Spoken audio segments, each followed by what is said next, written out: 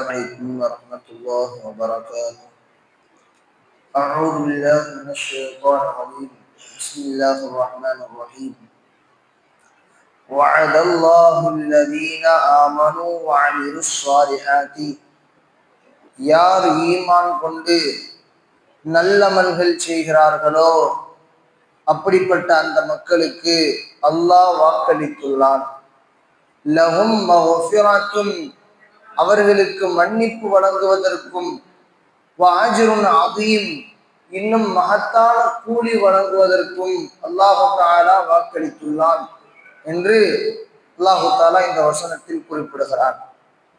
அல்லாஹு தஆலாவுடைய மாபெரும் ரஹ்மத் என்ன அப்படின்னா, ஒரு மனிதன் தன்னுடைய அமல்களை வைத்து ஒரு காலமும் இறைவனினுடைய நெருக்கத்தை பெறுவது முடியாது.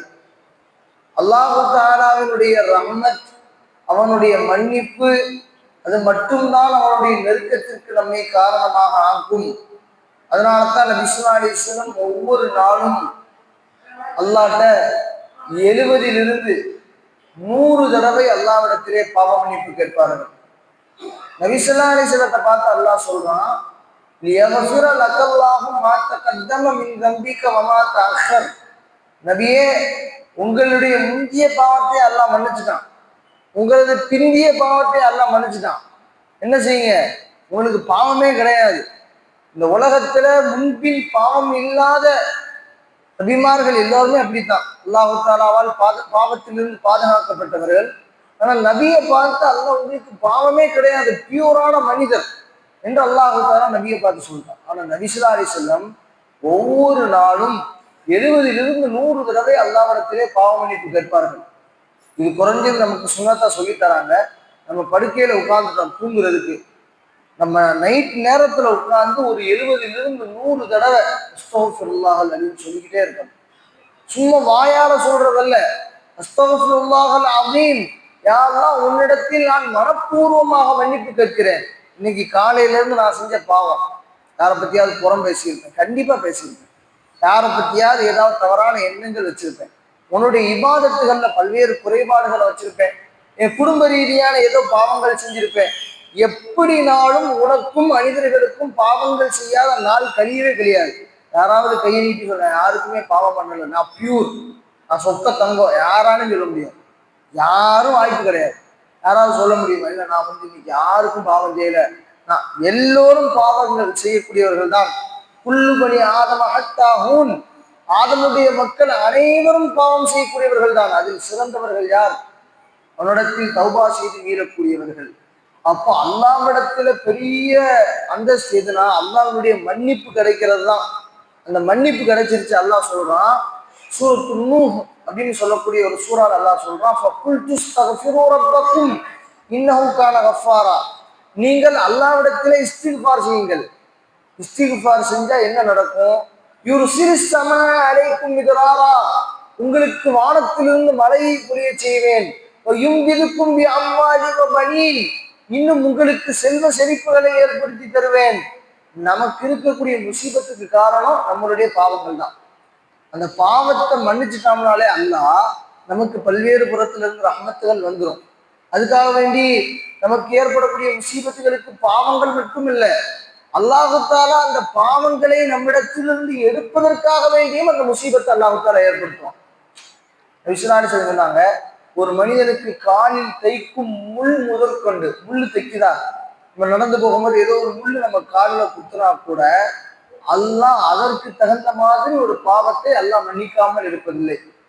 ஒருவர் நோய்வாய்ப்பட்டு இறக்குறார், பல நாள் நோயிலே இருக்கிறார். நம்ம நினைக்கிறோம், பாவம் ரொம்ப கஷ்டப்படுறாரு, இவருக்கு போய் இவ்வளவு பெரிய அதாபா. அது அதாப் அல்ல, அவர் செய்த பாவங்கள் எல்லாம் அல்லாஹ் தஆலா இந்த உலகத்துல வச்சு எடுத்துறான். நபியை நினைச்சா அல்லாஹ் தஆலா போர்க்களத்துல வச்சு அல்லாஹ் ஷஹீதாக்கி இருக்க முடியும், பெரிய அந்த மூத்தை கொடுத்துருக்க முடியும்.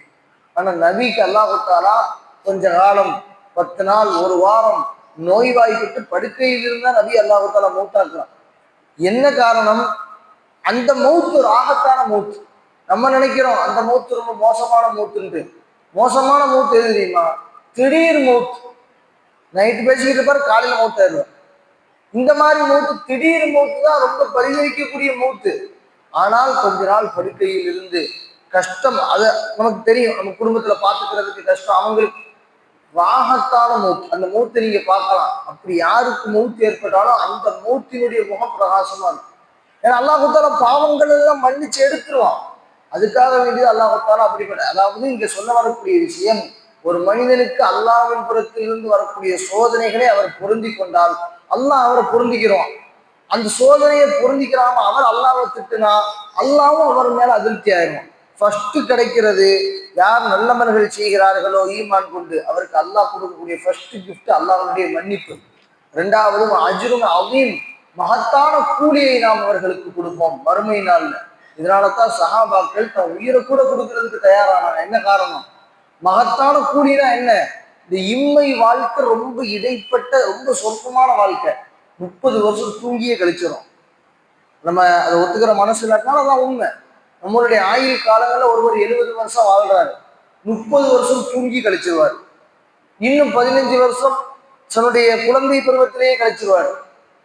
அதுக்கு 15 வருஷத்துக்கு அப்புறம் தான் அவருக்கு நன்மை தீமையே எழுத ஆரம்பிக்கப்படுது. 15 வயசுக்கு மேலதான் நன்மை தீமை. அவர் வாழக்கூடிய மொத்த ஆயுள் காலத்தினுடைய காலம் 25 வருஷம் 30 வருஷம் தான், அவ்வளவுதான். இதுக்கு மேல இந்த இதுல போட்டி பொறாம வஞ்சகம், சஹாபாக்கள் இதை விளங்குனதுனாலதான் இம்மை வாழ்க்கை ரொம்ப அற்பமானது, இதுக்கு போட்டுக்கிட்டு நம்ம இந்த பாடு படுறோமேன்ட்டா அவங்க போர்ல போய் ஷஹீதாவதுக்கு அவ்வளவு மும்முரமா நின்னாங்க. நெல்சலாரிசன் சொன்னா சொத்தை எழுதிட்டு வந்துருவாங்க. ஏன்னா அவங்க மறுமையை விளங்கி இருந்தாங்க, நம்ம மறுமையை விளங்கல, அதனால இம்மையை பிடிச்சு தொங்கிட்டு இருக்கிறோம். ஏன்னா அவங்களுடைய நமக்கும் அவர்களுக்கும் உண்டான வித்தியாசம், அவ்வளவுதான்.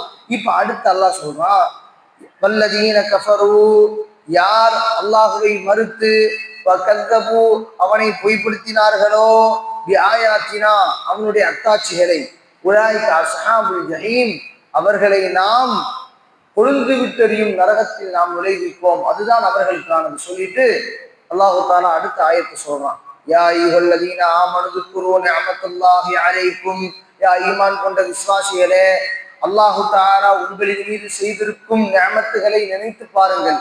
2 நாளைக்கு முன்னாடிதான் இதே மாதிரி ஒரு ஆயத்தை பார்த்தோம்.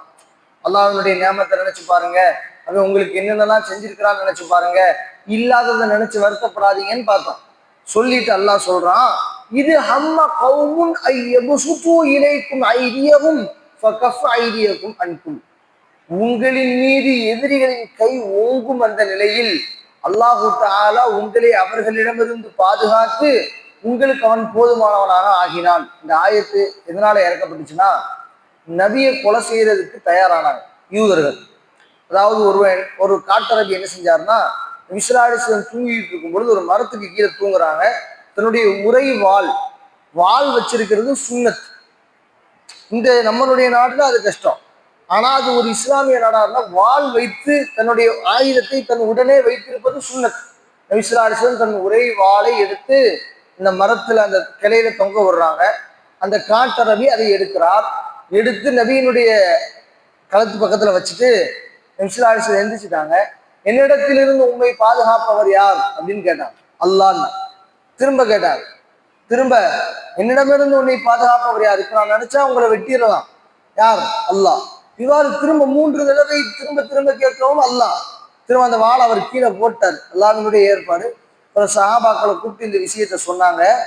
இந்த ஆயத்து இறங்கியதற்கான காரணம், உங்களின் மீது எதிரிகளினுடைய அந்த கத்தி ஓங்கிய பின்பும் அல்லாஹ் உங்களை பாதுகாத்தான் அப்படிங்கிறான். அதுவும் ஒரு காரணம். அடுத்து 2வது, ஒரு யூத பெண் கறியில விஷத்தை தேய்ச்சி கொடுத்துருவாங்க, அதையும் பார்த்தோம். அதை நபி ஸல்லல்லாஹு கடிச்சு சாப்பிட ஆரம்பிச்சிருவாங்க. சாப்பிட ஆரம்பிச்சதுக்கு அப்புறம் நம் நபிக்கு அறிவித்து கொடுத்தோம், நபி அந்த கறியில விஷம் இருக்கு, துப்புங்க. உடனே அல்லாஹ் தஆலா இந்த ஆயத்தை அதற்கும் காரணமாக சொல்கிறான், உங்களை அழிப்பதற்காக வேண்டி அவர்கள் காத்து விஷம் தொடங்கி உங்களுக்கு கரியை கொடுத்தார்கள், அதிலிருந்து நபியை உங்களை நாம் பாதுகாத்தோம்.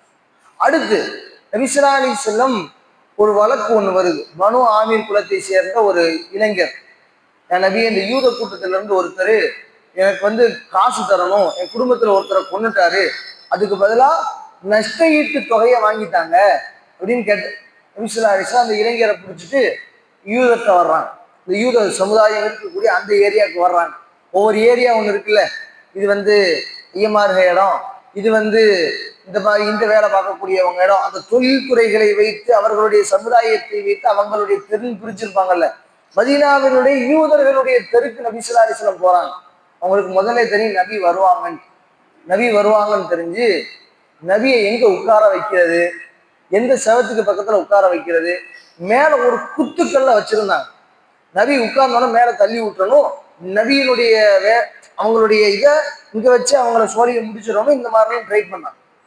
நபி ஸல்லல்லாஹு அலைஹி வஸல்லத்துக்கு அல்லாஹ் தாலா உள்ள போகும்போதே அறிவிச்சு கொடுக்குறா, நபியை உங்களை கொலை செய்யறதுக்கு காத்துக்கிட்டு இருக்காங்க, இந்த இடத்துல உட்கார வைக்கணும்னு உங்களை முடிவு பண்ணிட்டாங்க. கண்ணியப்படுத்தி உட்கார வைக்கிற மாதிரி உட்கார வச்சு மேல இருந்து அந்த உருட்டுக்கல் இருக்கா இல்லையா, அதை உங்க மேல தள்ளி விட்டு உங்களை கொலை செய்வதற்கு முற்படுகிறார்கள், நபியை நீங்கள் கிளம்பி செல்லுங்கள். இவ்வாறு நபியினுடைய ஒவ்வொரு இடத்திலும் அதே மாதிரி சௌரு குகையில் அவங்க நினைச்சிருந்தா அல்லாஹ் தாலா ஒரு நிமிஷத்துல காட்டி கொடுத்துருக்க முடியும். ஒரு சின்ன சிலந்தி வலையின் மூலியமாக அல்லாஹ் உங்களை பாதுகாத்தான்.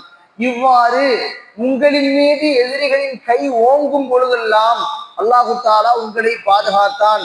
எனவே அந்த ஞானத்தை நீங்க நினைச்சு பாருங்க. சொல்லிட்டு வத்தகுல்லா, அல்லாஹுவை பயந்து கொள்ளுங்கள். வஅலல்லாஹி ஃபல்யதவக்கலில் முஃமினூன், யார் அல்லாஹுவின் மீது தவக்கல் வைத்தார்களோ அவர்களுக்கு அல்லாஹுவே போதுமானவன் என்று சொல்லி அல்லாஹு தஆலா இந்த ஆயத்தை முடிக்கிறான். இந்த ஆயத்திலிருந்து என்ன படிப்பினை தரக்கூடிய விடயங்களை கற்றிருக்கிறோமோ இதை வாழ்க்கையில் எடுத்து நடக்கக்கூடிய நல்ல தௌஃபீகை அல்லாஹ் நம்மில் எல்லோருக்கும் தந்தருள் புரிவானாக. ஆகிரு தஅவானா